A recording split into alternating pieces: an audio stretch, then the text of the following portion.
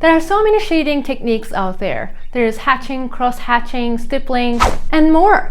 But which one is best for you? Today we will learn together. You know me, I love drawing realistic portraits like these, and I have a very big library of these real-time tutorials right now on my Patreon. If you would like to draw with me, my narrated real-time tutorials are on patreon.com/Ece Gurler. So if you want to show me that you like this video and you want to see more, please hit the subscribe button or like button, or both. And now let's talk about shading.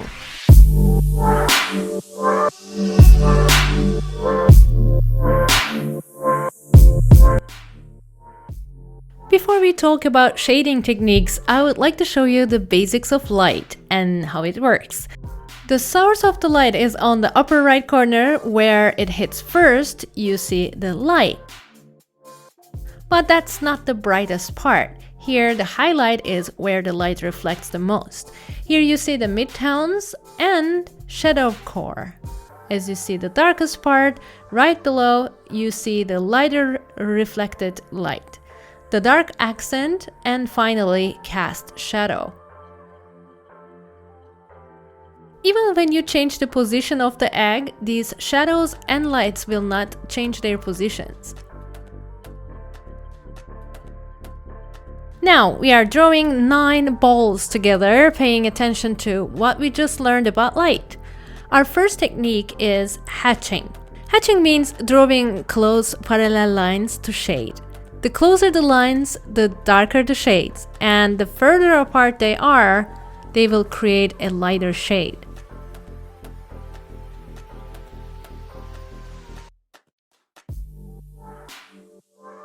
Adding the light, highlight, shadow core, and now I'm adding the cast shadow as well.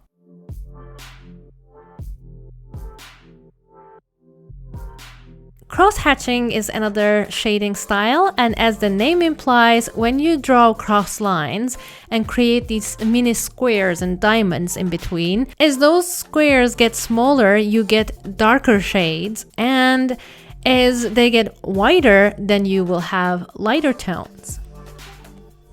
Here you see me creating all these cross lines. I'm trying to cross-hatch. Cross-hatching can be used together with hatching, and usually people prefer to use both.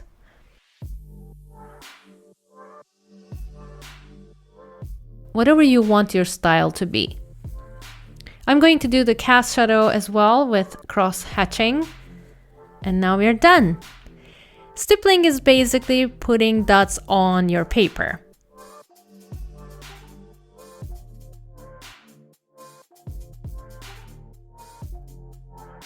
For the shadowed areas, we need to do a denser application. Where you see the highlight, you apply less amount of dots.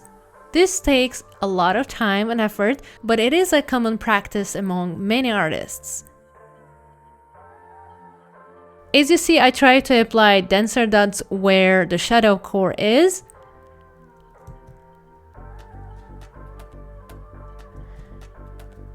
And less amount where the highlights are.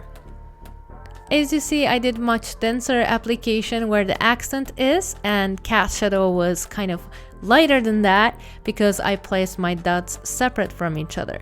Scribbling is creating shades with scribbles. It is really fun and creative. Some drawings made by scribbling method can be really outstanding.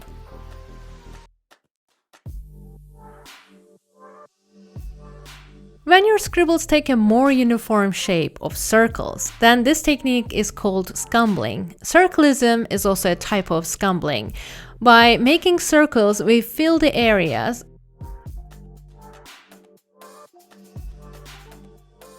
and the more circles we have, the darker values we get. The more these circles are far apart, there will be more highlights.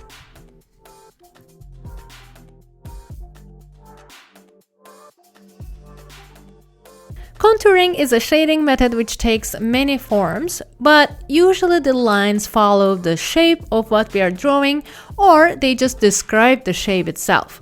Here you see me, I'm doing these parallel lines from the beginning till the end of our ball. And I'm doing a little bit of hatching here, but if you want to do contouring, you can have full circles. I'm gonna do full circles in the cast shadow part so that you can see how you do that with contouring.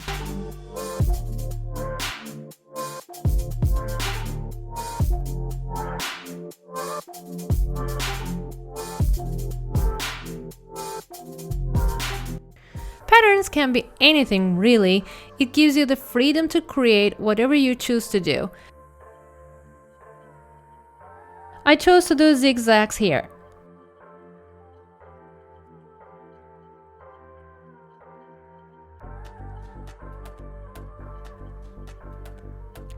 But there are also other ones like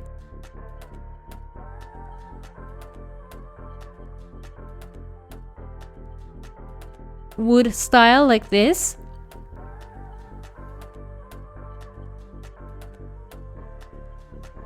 Or this type of cross hatching but in different directions.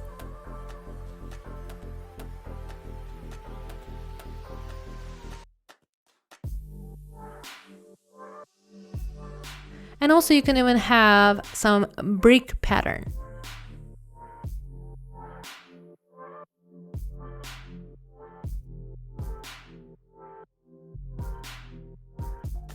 Our last two shading techniques are pretty common among artists. The first one is tonal shading. Basically, with the help of your pencil, you do a solid shading, applying more pressure and denser application for the darker areas. For the lighter areas, you apply less pressure. Because I'm using vellum paper, you can see the paper tooth showing through. But if you had finer tooth, then these textures wouldn't show up.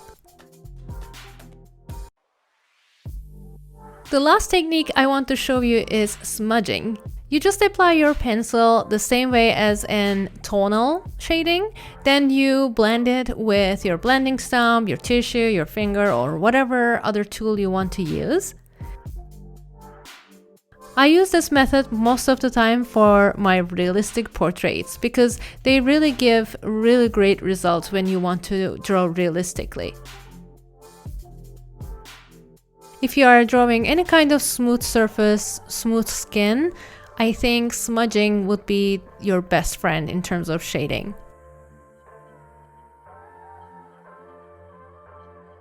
So let's remember again one more time and see them all together. What is your favorite so far? Please share in comments. Here we have hatching, we have cross hatching. When you see right next to each other, probably they make more sense. I have stippling, our dots right there, and I have scribbling.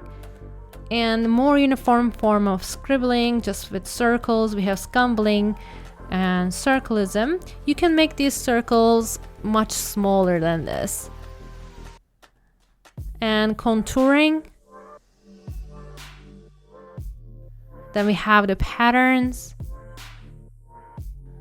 And tonal, and finally we have smudging. And I'm smudging more.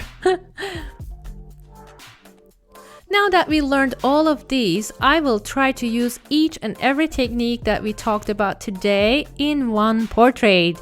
I think it's gonna turn out terrible, but we will see how it goes. I started with circling, although it looks like beard for now, it's not. And I try to apply more circles to the darker areas and less to the lighter ones.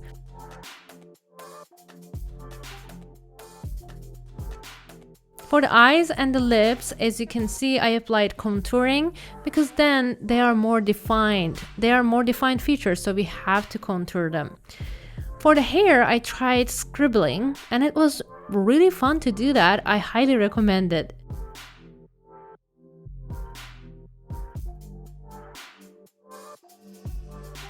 For the left side of the face, I tried both hatching and cross hatching.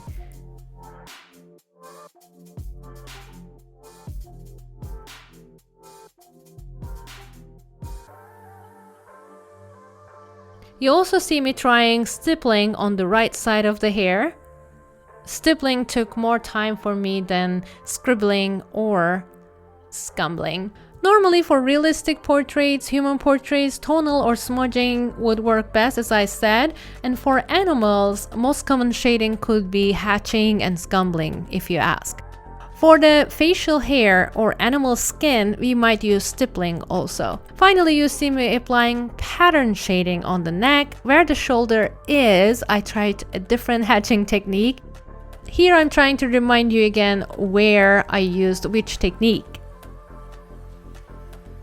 In the end, I feel like I would love to experiment more. I really like scribbling, although I can't create realistic drawings with them. It could be a great way to express your creativity in a very, very original way. I know that the final product looks a little bit interesting because I mixed a bunch of shading techniques together, but usually people stick to one shading method for one portrait.